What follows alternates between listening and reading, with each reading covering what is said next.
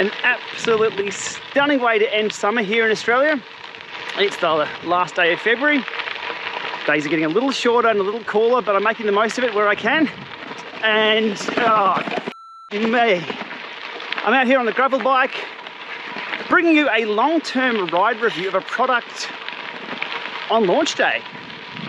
So I've been pretty lucky to be on these wheels all summer. From a lot of the gravel riding that I've been doing, I've clocked up around 1,000 kilometers on these specific wheels.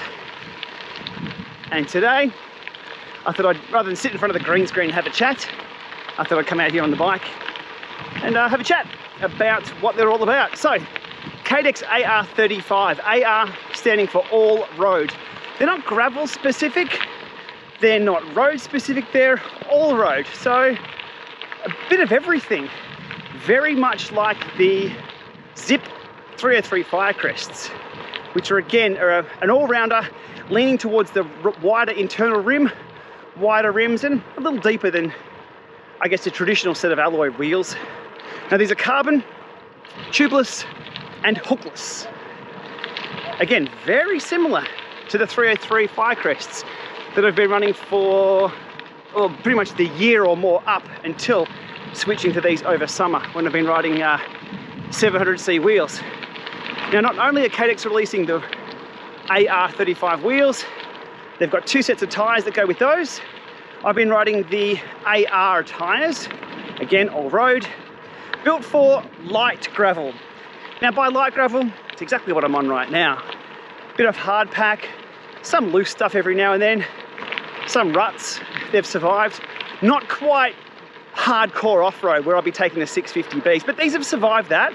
And again today, after we jump back to the Llama Lab and go through the specs of these wheels, I will take them to where they're not designed to go to see how they hold up. We'll see how we go. It's, if anybody knows the road, it's, what's it called? Whisky Road.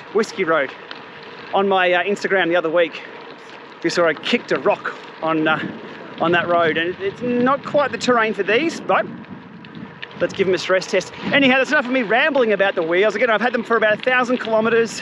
I've had 2 sets, and I'll tell you why in a moment. Hey, llamas.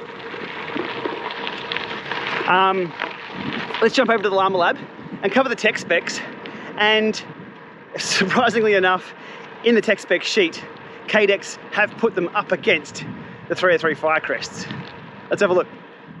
Lots to get through here on the technical specifications. I'll try and be quick. The rim material carbon, the rim type is listed as hookless clincher. I've always referred to these as hookless tubeless, but okay, let's roll with hookless clincher. The suggested tyre types or compatible tyres on the 700C are between 28mm and 45mm. Rim height or rim depth of 35mm, outer rim width 31mm, wide internal rim width of 25mm. Front hub is the R2C60 from Cadex. The rear hub, again R2C60 with the 60-tooth Ratchet driver. Hub compatibility with SRAM, Shimano and Campagnolo. The bearings front and back are Cadex ceramic bearings. 100x12 and 142x12 axle widths. Aero carbon spokes both back and front, 21 on the front, 24 on the back. 2-year warranty. There's also an incident replacement listed there as 5 years. Further details over on the Cadex website. And the weight on paper is listed for the pair as 1270 grams. One notable absentee from the press pack was the pricing of these. Now, I did ping Cadex on this. They came back with a suggested retail price of $3,500 US, but they also listed here they respect each retailer's right to set up their own pricing for these based on their own margins. So you may see these for a little bit cheaper than that. As you'd expect for a premium set of wheels, they do ship in a very nice set of boxes, and they also come with some wheel bags and a nice little pouch of documentation. Out of the box, nice and shiny, and the rim tape and valves are pre-installed. Again, another value add that I did appreciate. A little while ago, I received a set of wheels from another manufacturer that had a different internal rim width than what was on the technical spec sheet, so this is a test I'm always doing now on the wheels. Tech specs match the wheels themselves, so that's all good with me there. Over onto the scales, the front wheel weighs in at 610 grams, with the rear coming in at 727, giving a total of 1337 grams, a little bit more than the official specs, but these were weighed in the Llama Lab with rim tape, the rear hub installed on the rear wheel, and valves installed on both rims. The 700C by 40mm AR tyres do come in under spec for weight, the official weight being 425 grams, both these tyres coming in at around 395 grams. The other set of tyres released today from Cadex are the GX tubeless, with a more aggressive tread pattern and a little bit heavier on the scales. I had no problems getting the tyres on with using a floor pump, and I've used 60mm of sealant back and front. So on paper, very, very similar to the Zip 303 Firecrests, and on the bike, which I'll talk about in a minute, also very similar. Where it has the edge, weight, obviously, different rear hub type with the, as you can hear on the back, it's very loud. On the AR35s, has the Ratchet hub on these with the 60 points of engagement. The whole idea of the Ratchet hub with the 60 points of engagement is almost immediate take up or pick up as you start pedaling. To be honest, I can't really notice it. There's a lot of stop start on this kind of terrain, and be it a few degrees difference, just not feeling it. However, not a bad thing, no downsides to it, just a different style of hub that you can hear ripping away underneath me now.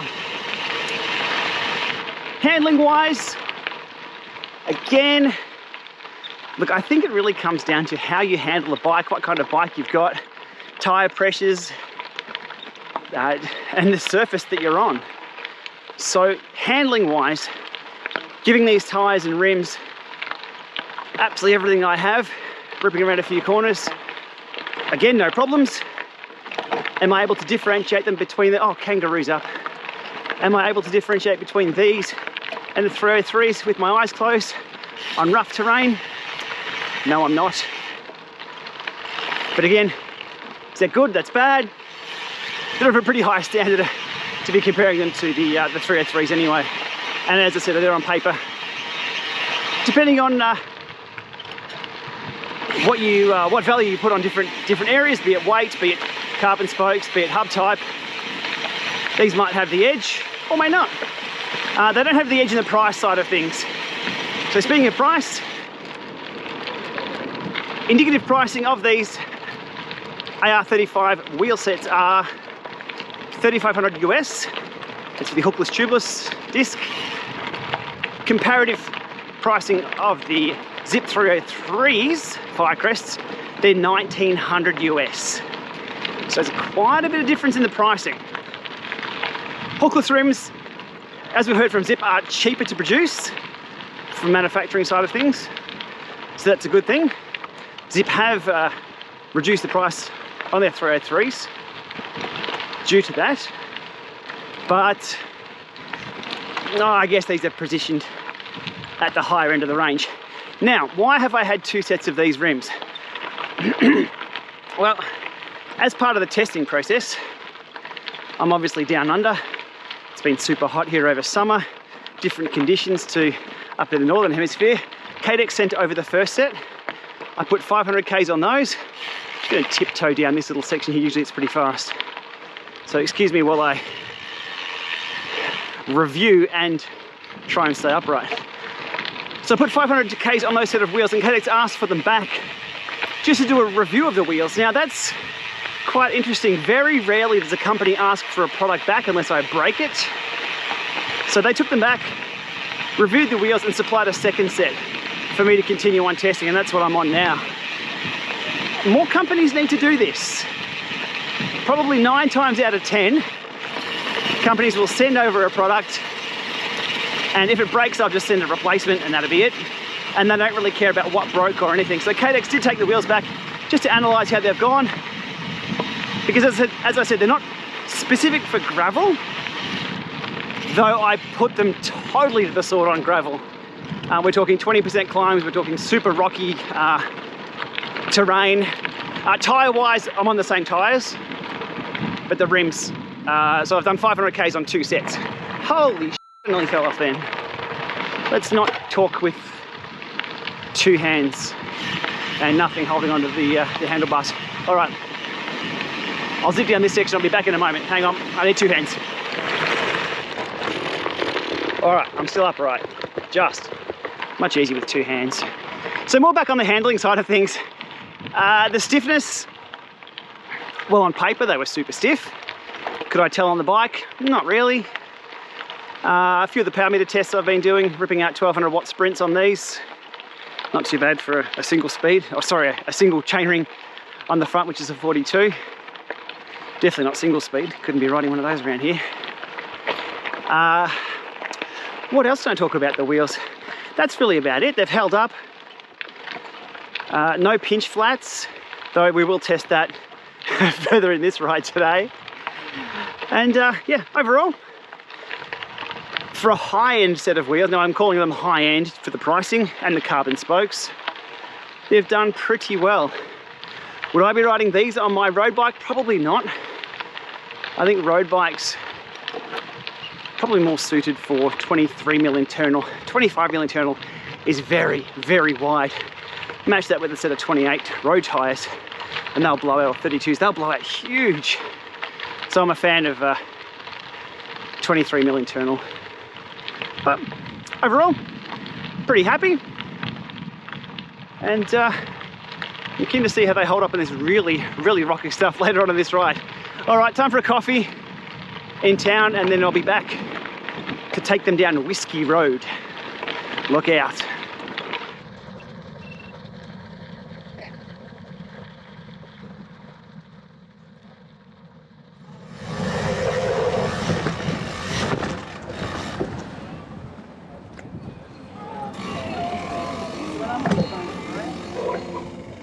Good morning, how are you? Good, yourself? Good.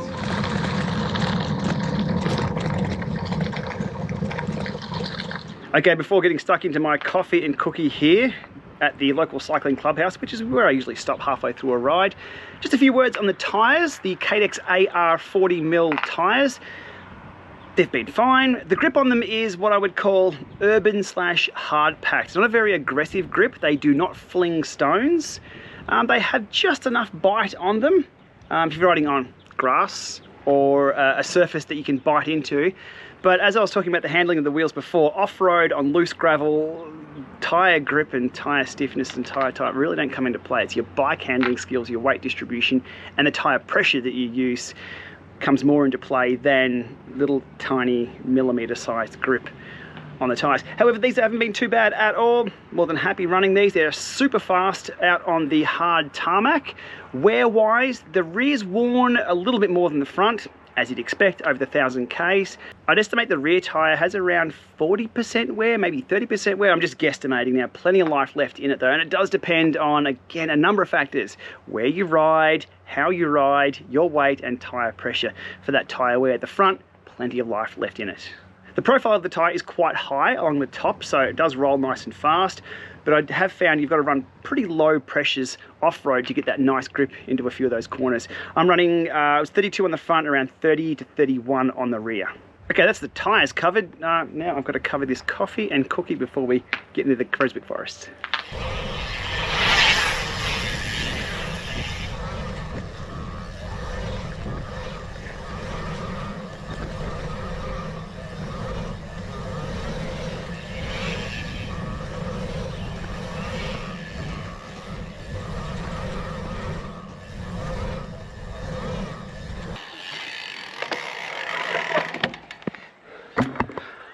Oh, my calves are killing after that.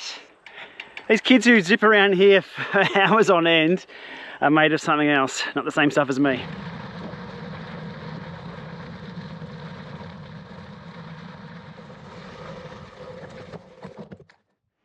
Okay, here we are, Whisky Road, a section of gravel. Wow, gravel is being a little generous. Here in Creswick Forest, that was removed from the recent gravel grind event because it was too sketchy. So rocks, pretty much like that. Yeah, definitely sketchy. So one of the final tests I'm doing here with the AR35s and the AR tyres is to send it down here. Last time I was down here, it was on the Gravel Kings on some ICANN G25s, the 650Bs. I got a pinch flat on the rear. I guess technically it wasn't a pinch flat, but it was, well, do you get pinch flats on Hookless? It was an impact flat anyway, and the rear went down. I also lost a water bottle, and it hasn't been seen since. This is the Bermuda Triangle of roads here in the Creswick Forest. You'll go down there, sometimes you may not return. So Whisky Road, it's quite sketchy, and that's why I've chosen it today for the final send / test / experiment on these wheels for this ride review. Now I'm calling it a ride review because I'm not set up to do a technical review of wheels.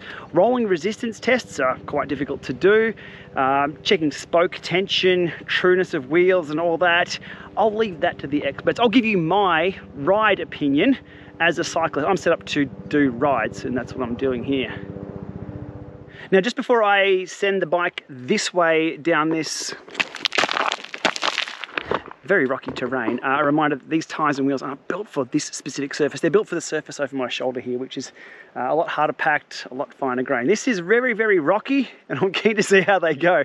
I got the camera on the front of the bike. I'll have an Insta360 in my mouth because I don't have the chest mount today. Wish me luck. I'll see you at the other end, or I'll see you upside down halfway through.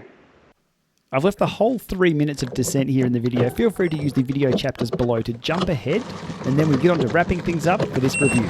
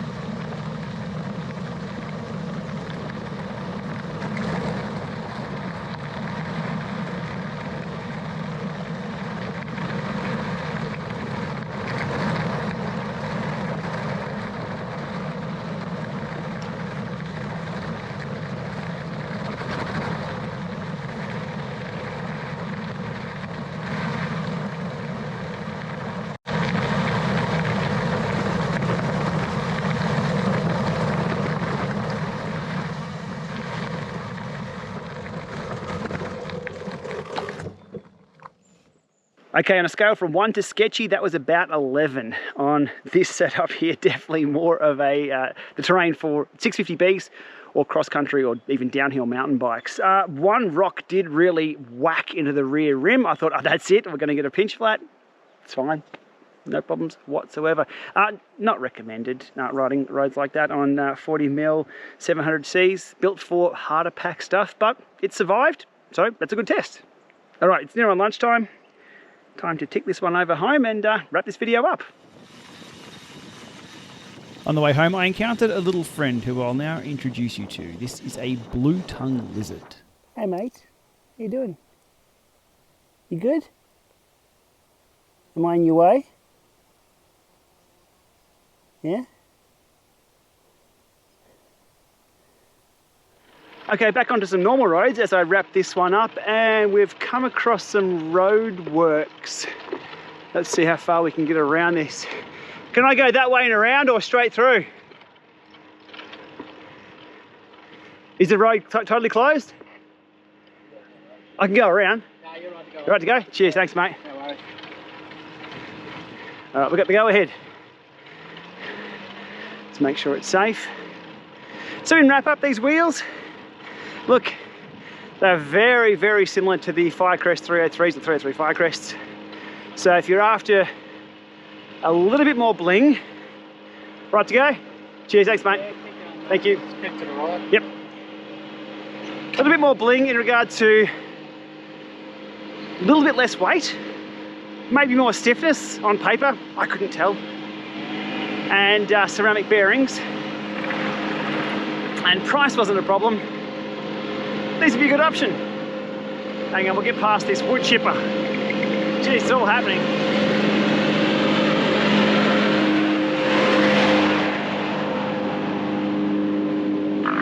Oh, Jesus.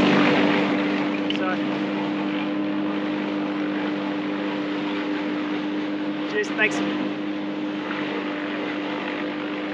I try to always have good audio in my videos. That didn't work today. So verdict, these have held up just fine, even on terrain where I shouldn't be riding them now. Cadex have sent these over for review. And a lot of people will say, well, you're going to be saying nice things. No, not necessarily. Not at all. When companies supply a product, what that allows me to do is try to break them.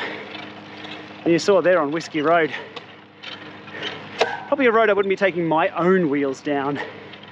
So it allows me to get a little bit more creative with the reviews and product testing. Why did I choose a hill to wrap this up? Anyhow, I do think, given the similarities with the 303s, they're probably going to struggle a little bit in the market. 1900 US versus 3500 US, that's a big gap. Is the gap big enough to pay for that quoties performance increase? I'm not sure. For me, Cadex, probably not. But hang on, I don't know if they're meant to be saying nice things. No, I'll say real things. All right, let's wrap this one up. I am toast, and I've got to stop choosing these hills to finish my videos on. Have a great day. Thanks for watching this one again. Enjoy the warmer weather that's coming to the other side of the world. Whew. See you soon.